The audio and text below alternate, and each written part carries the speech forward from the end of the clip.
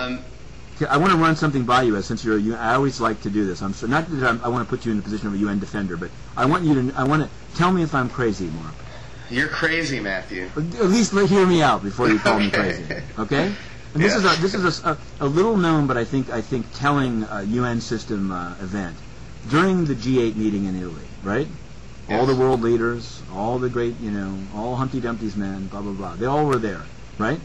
And the World Food Program, the UN Yes. World Food Program, an agency that I generally am, it's hard to dislike feeding hungry people. Right. But it is easy to dislike wasting of money that's meant for hungry people. And here's what they did. During the G8, they closed down their headquarters on July 10th for an entire day, and they flew in school children from Ghana to do a, quote, simulated food distribution display for the spouses of the G8 leaders.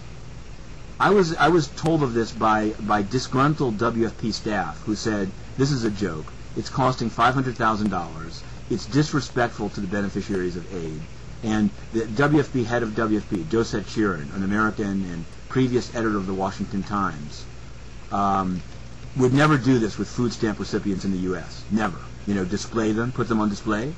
Mm-hmm. So I tried to ask WFP. They had a conference call about it. I called in, I asked, and they said, oh, before we answer, everything we say is on background. So like, what's the point, They tried to dispute the amount being cost, but they wouldn't give me their number, and I tried to do it based on, the amount of staff time lost. Everyone that didn't come into work was paid, but they were required, because of the security for the G8 spouses, to close the whole place down. But I guess overall, what do you, is it being a naysayer and just taking pot shots to say there's something wrong with flying in African children to Rome to simulate eating in front of, as it turned out, Sarah Brown?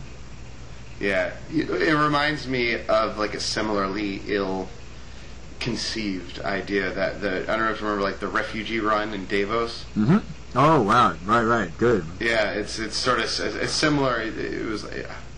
I'm going to all the detail. I can't recall all the details, but I think maybe an agency, either a UN agency or some NGOs, thought it'd be a good idea to set up like a refugee simulation in Davos.